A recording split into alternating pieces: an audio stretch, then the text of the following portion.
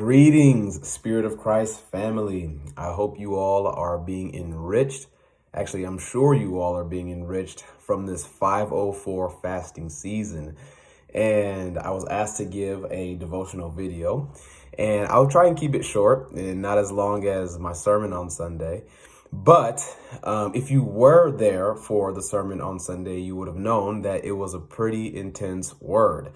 And we talked about and covered John 15, verses 18, and dipped into a little bit of chapter 16, in which Jesus was talking about the persecution that is to come to those who belong to him. And one idea from the message that I want to expound upon, and that I didn't really touch on all that much, is the advancing of the gospel and the idea of the supremacy of Jesus being at the forefront when persecution does come to the church.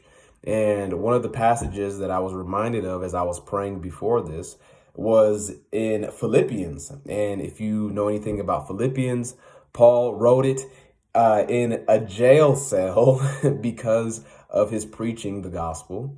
And also it is called Paul's happiest letter, or one of his happiest epistles, because he talks about rejoicing in the sufferings that he is experiencing and enduring. And so I'll just read just a little segment from Philippians chapter 1, verses 12 through 14. And this is what it says.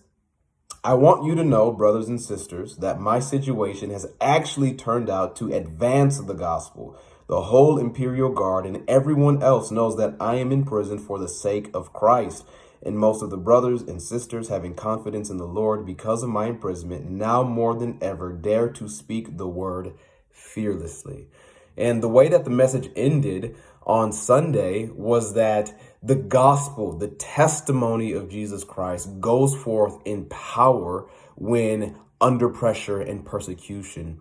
And I just want to encourage you all that if you all are facing any kinds of pressure, whether it's at school, whether it's at work, whether it's, just out in street or out in the public, and when that day actually does come in which the end time persecution of the saints and the pressures that happen actually come to us, we know by the written word of God that Jesus will be exalted, that his supremacy will be preeminent in the conversation of everybody, and that even those in the prisons, those in the streets, those in the marketplace will know that Jesus rules and reigns, and that he is preeminent and he is above all things.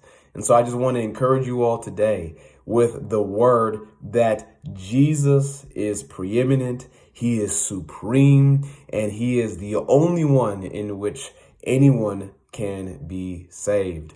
Hope you all have a blessed day. See you later.